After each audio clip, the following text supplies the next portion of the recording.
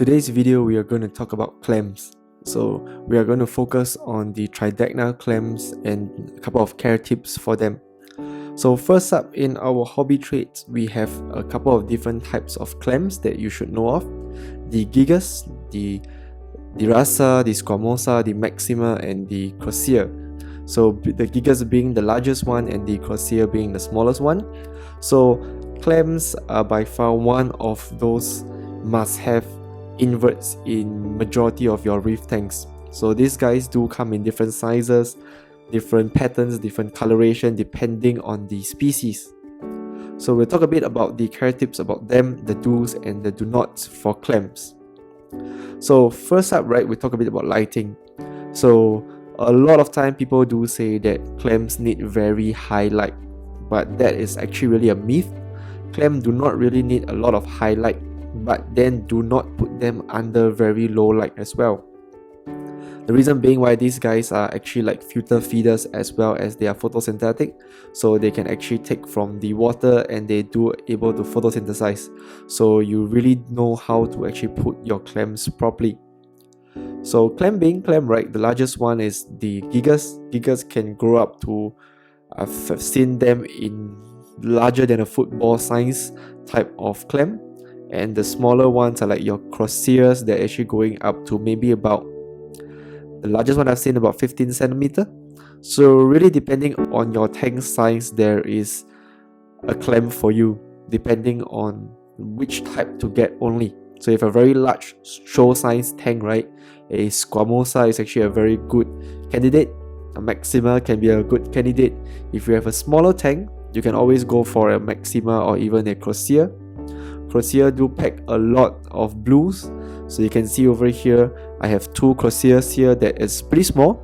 This should be the largest they can get already, and these guys here are really intense. So croceas always have this very intense blue coloration onto them. So this is my another type of crocea. So first thing that I will share with you guys on pro tips on taking care of clam, right, is how to handle your clam.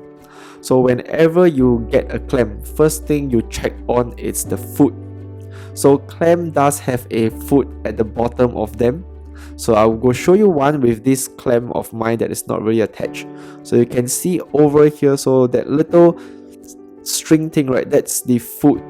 So clam, people always do put them on sand bed, but then I found out that in home aquariums, right, if you put them in sand bed, they do not tend to attach well, and then your clam do not really survive that well. And for clam, the smaller the clam, the more you have to feed your clam. So I'm not just saying like you have to feed crocea but you don't feed gigas. I'm talking about the clam size. So let's say if you get the species of the crocea but you get them in like a 50-cent size coin, chances are is you need to feed your clam. So like for me itself, right, I always target feed my clams with phytoplankton and a mixture of reef rocks. So once you actually put the solution down, right, you do see them doing this pumping motion. So basically what it's doing is actually pumping through all the solution, the liquid that you are giving into it, and actually being pumped out. So clam has like a funnel and a mouth in front, so basically it allows water to go through the entire clam, and that's how they feed. So you can see over at my other clam, this guy is a bit more drastic, so you can actually see that pumping effect of the clam. So clam does need to be fed, and the same time is you watch the foot. So if you ever need to move a clam, right, always do detach the foot properly, because these guys, once you damage the foot, chances are you will lose the clam. So clams are really beautiful inverts to have in all reef tanks. These guys are really a showpiece, and some will even say that they help to filter out your water to make your water cleaner. So I do love clams myself. I have a couple of them at home. I feel that they are a very nice showpiece to showcase to your friends, your families, and even for yourself. So with that said, right, I've come to the end of today's Clam Care 101 video. So if any more inquiries on clams, you can always do comment below and I will try my best to answer your questions. If not, you can always check me out on Instagram, in Facebook, and just ask me any questions you want about clam, and if I can, I will try to give you guys an answer for it. So same thing, hope you appreciate the video, and I will see you guys soon next week.